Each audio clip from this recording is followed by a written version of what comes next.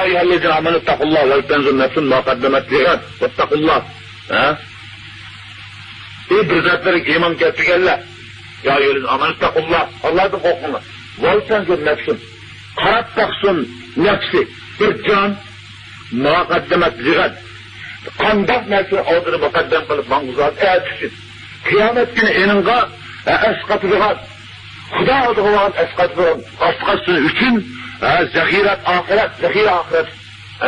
Olsun üçün yüzünün aldırı kandak nefsini manguzalıdı. Bunun nefsi karab baksın. Her bir canlıysa yüzünü her totki isap ettirsin. Bugün kündüzü ben kancı yaxşı kılalıdır. Xudoning deptiri hatırlanış için kancı yaxşı kılalıdır. Yana işkip aldım bir yerde, devamlı özünü isap ettirsin. Diyor mezmunda. Şu an biz ömür çıkım kılıp, vakit çıkım kılıp, ya eyyühellezine amenu ku enfusekum ve ahlikum nara ve kuduhan nas ve hicare. İlk bir zatları ki iman keltirgenler. Ya eyyühellezine amenu ku enfusekum.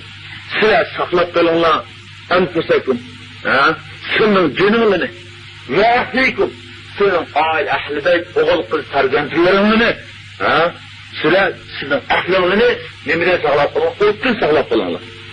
Biz seni saklap kalınlar davattan ot, enin tutaştırığı, enin yakılıgısı, insanı kafirden, taştan tutaştırılan nait yukarı araya çıkıyor. Resulullah devzak otunu, dünya otuda 70 cüz'i, dünya otu, devzak otunun 70 cüz'isinin bir cüz'isi. Yani dünya otuda 70 hasararası kötüdeydi.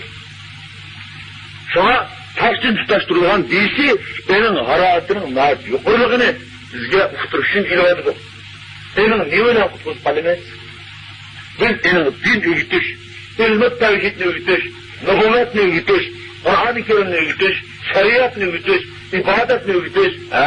Ondan kıbetkanda o özün akidesini, ibadetini, ahlakını, muamelesini, Kur'an-ı Kerim ve hadis-i Resulullah'ın ölçemleriyle ölçep mağalaydıgan, Kudasını tunaydıgan, Peygamberini tunaydıgan, kütübünü tunaydıgan, günahını yanıdıgan, muşundak ahlaklı, münevver, oğul kız farzentlerine terbiyeye vaktimizde, önemli o bizim oğul kız farzentlerimizi Kuda davattan yukarı arası koyup ancak kurtulur kalalıyız.